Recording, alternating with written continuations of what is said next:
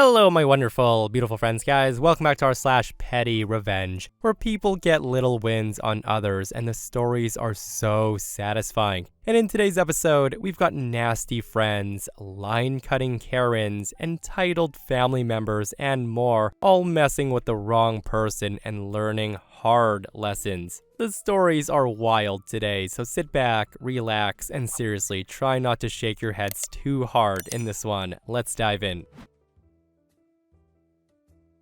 To give you some background, there's a Facebook group I'm a part of. My close friends are in there, and that's why I'm there. There's about 25 people in this group, 5 of which are good friends. The group plans all kinds of things: parties, soccer tournaments, clubbing, and whatnot. But there's this one guy who, let's call him Steve, and Steve thinks that he's the alpha male of the group. He uses performance-enhancing drugs to be a, quote, beast in the gym. This guy completely flipped out towards his sister on Facebook because she expressed her concern towards his drug use. It was very verbal and extremely rude. He's also stolen an iPhone last weekend. That's who Steve is. I don't know if any people in the Facebook group actually like him, but he's there for most of our events. Now, I have zero respect for a-holes like him, but one rotten apple in a group of 25 is not gonna ruin anything for me, so I just put up with it. He once hysterically laughed at me while working out at the gym because I was struggling. It was my first week. It demotivated me, but I started saving up towards revenge. This was about a year ago. Fast forward to last week. The guy proudly links to a status update on Facebook through the group. It's an irrelevant update of him containing the word cancer. It was something like, "I had a cancer hard workout this morning." And I know, what a status update, right? Again, that's Steve. Some girl I don't know commented on his status, asking him why he had to use the word cancer. And this is when he starts raging towards this girl as per usual. He uses the word even more because he's an alpha male, of course, and for no apparent reason, he flips out completely. The girl then states that she's suffering from cancer for a second time. Even though I know this a-hole, I presumed he'd stop after that, but he didn't. The guy actually doubles down. He literally stated that she might as well be dead and the cancer should ideally spread to her entire family.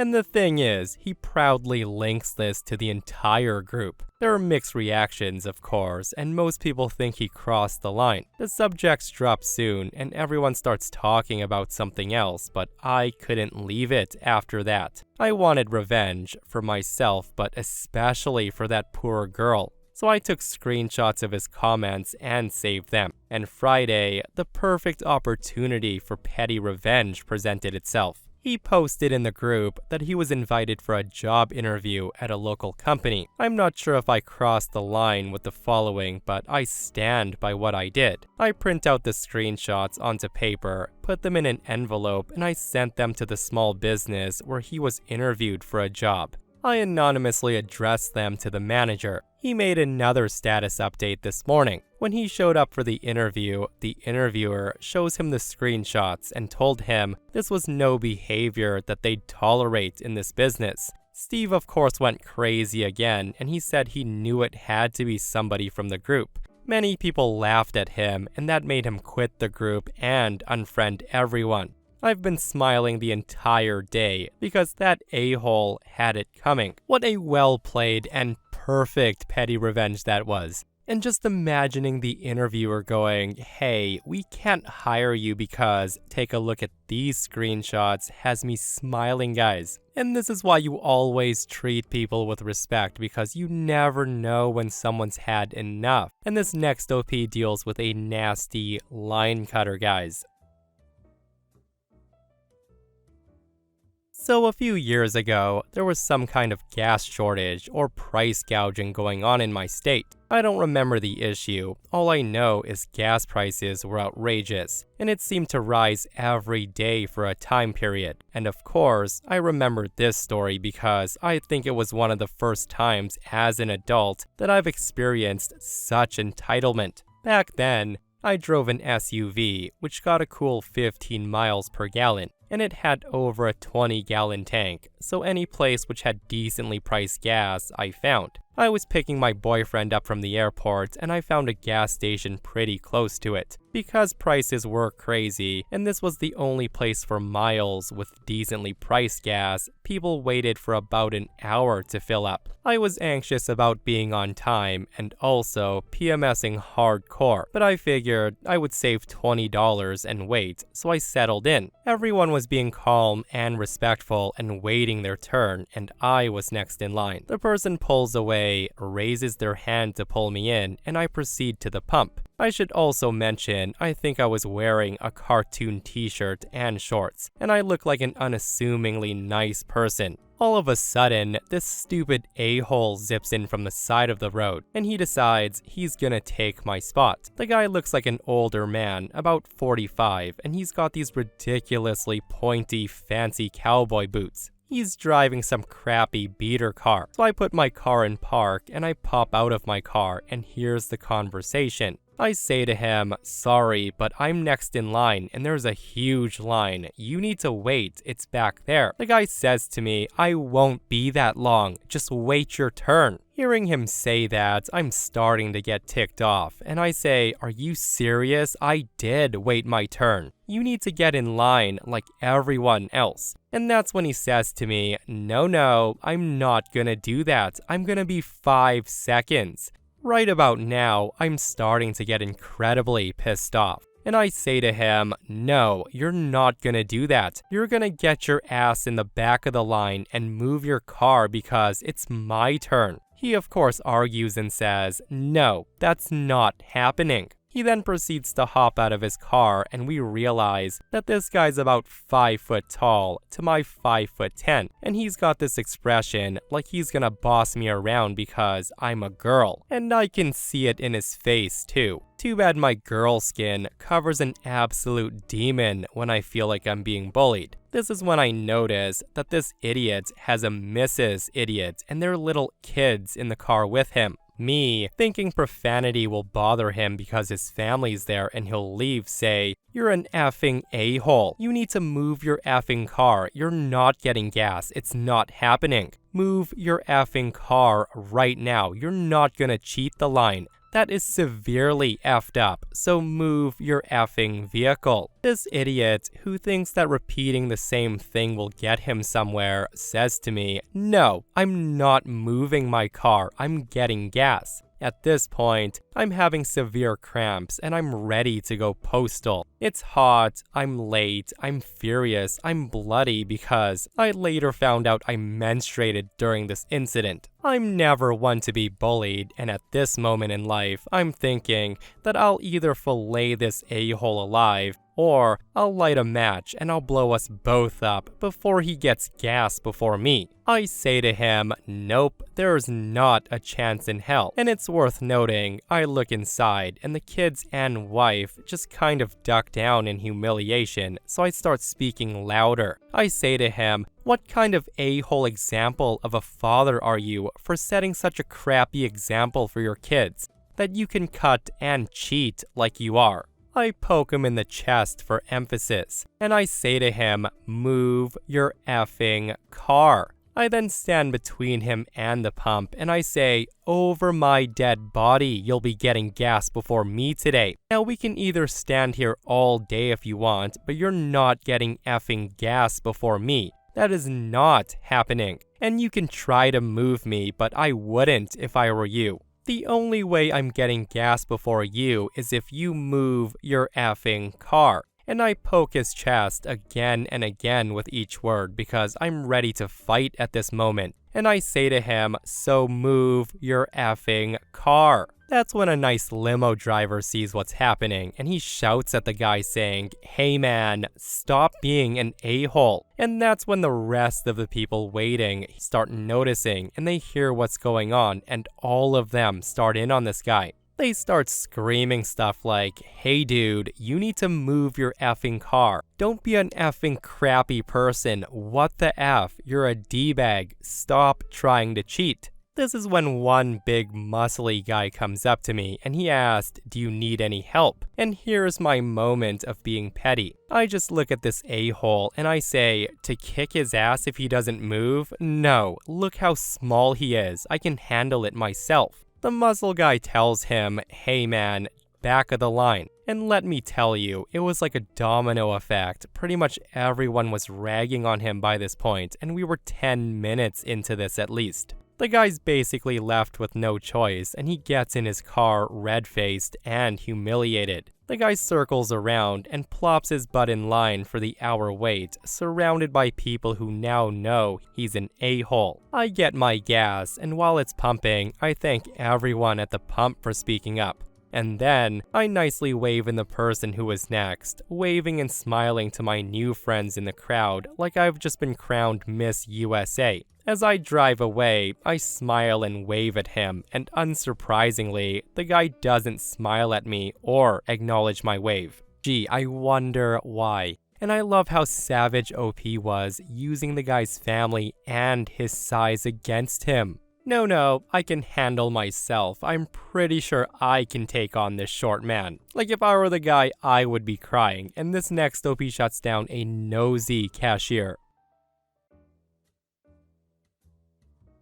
So my daughter's 5 years old, and this story takes place right after her conception. My wife and I were late to the game starting a family. I was 47 when my daughter was born, and my wife had just turned 42. So needless to say, her biological clock wasn't just ticking, it was chiming like Big Ben at high noon. She had the thermometer, the tracking app, and all the other things that tell you that you're ovulating. If you're having fertility issues, you know how frustrating and hard it can be. It was really taking a toll on my wife. She was frustrated, and that was trickling down to me. We had been trying for a couple of years with no luck, and this felt like a gut punch to both of us. This and our ages had us thinking that we were never going to have a family. So one day, I get the text at the office saying, "Come home now." And if you're trying to get pregnant, you know what that means. I then get a text that says, "Can you also pick up pregnancy tests on your way?" I'm busy, I'm tired, I'm frustrated about having to perform on demand like a machine. I'm at the end of my rope, and now I have to go to the feminine hygiene aisle to buy pregnancy tests. So I pick up the tests and go check out. The place is packed, and I get in line with an older cashier who feels the need to comment on everyone's purchases because it's the shortest line. I know I'm on the clock at this point. So I get to the front and she scans the box and she says, kind of laughing, "Well, these aren't for you." I responded deadpan and obviously annoyed. I say, "Clearly." She doesn't get the hint and she comes back with, "Well, it's very exciting. You must be so happy about it." I actually remember one time, and at this point, I've had enough. I look her dead in the eyes and I say, "Actually, these are for my 16-year-old daughter so she can find out if her stupid 19-year-old unemployed boyfriend knocked her up. So if you think that's exciting, we're really over the effing moon." Immediately, after the words leave my mouth, I hear a gasp and an "oh my goodness" from the lady behind me. The cashier's face turned a color of purple I've never seen before, and her eyes bugged out like Schwarzenegger at the end of Total Recall. I say nothing else, and I grab my bag and walk out in a huff. I was able to make it to the front door before I broke and started laughing. I got home, did the deed, and told my wife the story, and we both had a good laugh. So I'll try to keep this as short as I can, but some context is needed. We're talking about a quote murder here, even if petty. So back in circa 2000, I was a US Navy corpsman attached to a Marine Corps infantry unit. We docs are the healthcare providers who are embedded with the Marines, acting as paramedics, nurses, and moms to the Marines. That said, every 6 months, one of the 4 battalions on our base would deploy routinely to Okinawa, and they would leave behind what we'd call Okinawa widows. We literally got a speech by our company gunny when we arrived in Okinawa. He says, "What happens on this island stays on this island." I found the speech sickening, but I was 21 and unmarried, so I didn't give it much thought. And for those of you who have never served in the US military, adultery is a pretty serious crime, as we have our own criminal justice system and the punishment is disproportionately inflicted on the most junior of our ranks. 6 months after our deployment, we returned to our sandy base in the desert of Southern California, and my buddy discovers that his wife had been cheating on him. Me, my buddy, and his wife were all E4,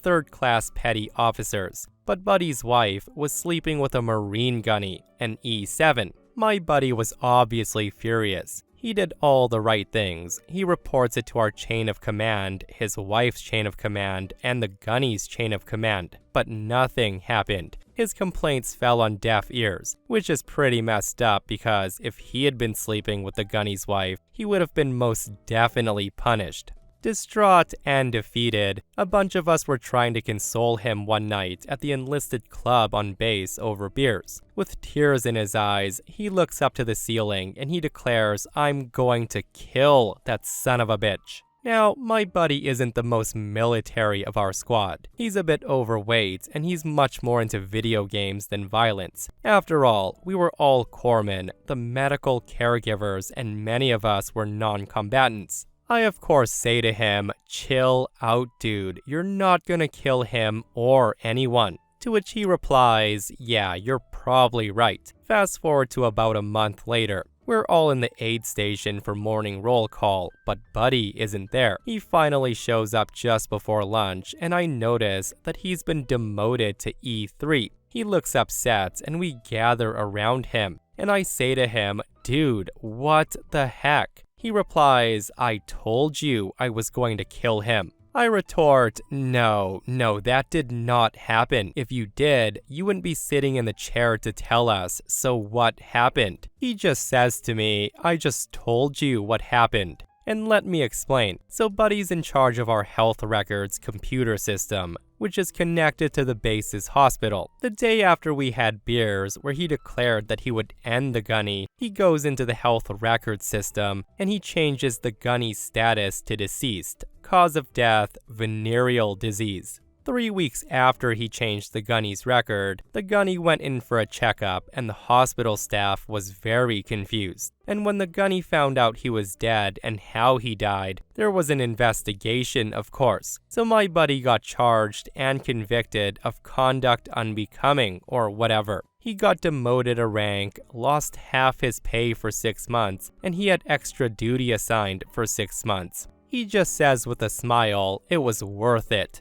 Seriously, once in a while, I come across a really unique revenge, and this is one of them. Like declaring that guy deceased with venereal disease, my goodness. Like imagine finding out, right? And a lot of people are saying too bad OP's buddy couldn't get revenge against his wife because she was the bad one in this. And this next post, OP wins a war she didn't even know she was a part of.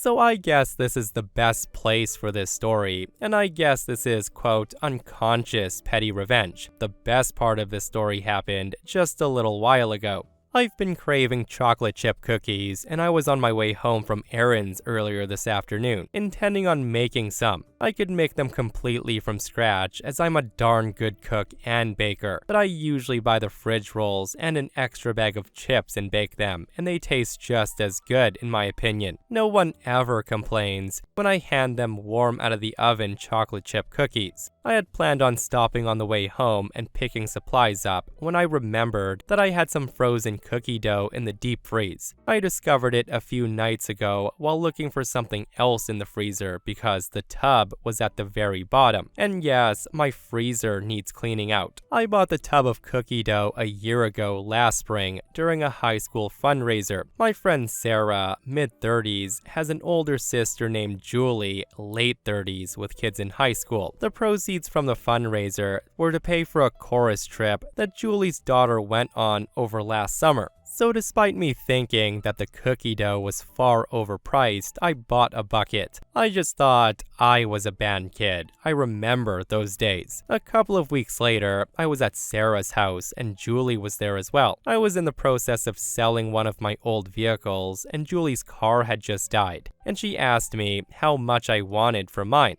I told her the price and she smiles a little and she says, "What's the sister of your friend price?" I just laughed thinking it was a joke and I told her it's the same price. It was well worth the price I was asking. Julie then offers me half of what I was asking in cash. I said no. He then adds another $100 and again I said no. Julie was no longer smiling and she told me that I was being a greedy bitch and everyone who sells cars dickers and I should have started out higher if I wanted to get what I was asking. A thing about me is I don't dicker. When I sell something, I sell it for the price I need to get. Eventually, Julie gets mad when she saw I wasn't going to come off my price, and she calls me a greedy bitch again, and she told Sarah that she had some really crappy friends in front of me and left. I didn't hear from her or see her again for a few months. Sarah just rolled her eyes and she told me to ignore Julie because she can be a real drama queen when she doesn't get her way. The cookie dough orders arrive, and I picked my bucket up from Sarah. As these things tend to go, I didn't want to make cookies at the moment, so I just put the bucket in the deep freeze and I promptly forgot about it. It eventually sunk to the bottom of the deep freeze as things got added, subtracted, and moved around. In the year and a half since then, I've been around Julie several times while hanging out with Sarah. At first, she was very cold to me, but eventually she warmed back up. And while we were friendly, I wouldn't call us friends. I do, however, remember Sarah telling me about 6 or 8 months ago that she was so proud and impressed with me that I could be the better person. I wasn't sure what she was talking about at the time, so I just said, "Thanks." I got home about an hour ago and I dug the bucket out of the freezer. Think a 1-gallon plastic ice cream bucket, but full of cookie dough. I pull the top off, and inside the bucket, sitting on the top, was the following note on a post-it. The post-it note said, "I hope you choke on it, bitch." I just sat there and roared with laughter. This woman thought that she was getting a dig into me, and she kept waiting for me to react for a year and a half. All the while, that little sticky note was sitting in the bucket in the bottom of my freezer. Meanwhile, my friend thinks I'm noble, so I'm thinking Julie confessed that she left the note at some point. No one's ever brought it up to me, and I don't plan on mentioning it again. And should someone mention it to me, I'll look them dead in the eyes and I'll say, "Those cookies were the best I've ever had." And then I'm going to grin. Sometimes revenge is best served cold, and sometimes it's piping hot and melty delicious, as is this cookie that I'm chewing on while typing this story. In the end, I got the last laugh, and oh yeah, a day after she tried to cut me on the cost of my vehicle, this one guy came by and he paid full price, and he said the tires alone were worth what I was asking. You know what they say, right? Revenge is a dish best served cold. And in this case, frozen and forgotten in the bottom of your freezer. And this person says, "I love it." The seed of discord and chaos she tried to sow found no soil, sun, or water, and it probably drove her nuts. LOL. So to keep it simple, yesterday, I got a Siamese fighting fish, or better known as a betta fish, named Eclipse due to obvious reasons. I unfortunately didn't have a proper aquarium for it, so I made one out of a large storage container from Home Depot, a coffee mug, a sponge filter, plus air pump, and a little bit of sand. It wasn't perfect, but it would do until then. So my aunt complains earlier this morning saying, "Why'd you get such a big stupid container for this small fish? It don't need all that crap." And for those who don't know, betta fish need at least a 5-gallon tank. So I tried explaining to her that this isn't one of those carnival goldfish and it needs certain criteria to thrive. And that didn't work. Anyways, I leave off for school. I get a call from my girlfriend that I can have her old 30-gallon aquarium, filter, and heater. I leave 2 hours early from school and I put Eclipse in his new home, only to find out that she took it upon herself to dismantle my makeshift fish tank piece by piece, leaving Eclipse dead in a Tupperware bowl filled with freezing cold water in the middle of my bedroom. When I confronted her, she just said to me, "I told you he don't need all that crap. That's what fish do. They swim and die." And here's where I get petty. Once she left to run some errands, I go into the living room and I grab her picture of her deceased grandfather, the only thing she has left related to him, and I dismantled the frame bit by bit. When she comes back home, she's gonna find the picture at the bottom of the bowl, torn into shreds, in freezing cold water, and in the middle of her bedroom floor. And sure, it might be a fish, but it was my fish, my money, my joy. I feel so bad that she literally murdered the thing. Well, tonight, she's gonna learn just how little things can make a big difference. What a savage petty revenge that was. And guys, some people in the comments are saying that OP definitely crossed the line by doing that to her grandfather's picture, the only thing she has left related to her grandfather. And of course, let me know your thoughts on this. But OP does come back with an update, and they say, "This is what you've all been waiting for, the update." So about 2 hours after posting the OG story, she got home and she saw the carnage of my actions. And I've never heard such a shrill scream in my life. And what makes it worse is I couldn't help but to smile. Because you see, this isn't the first time that she's disregarded something of mine. And this will be the last though. What makes it different is it's a living animal involved.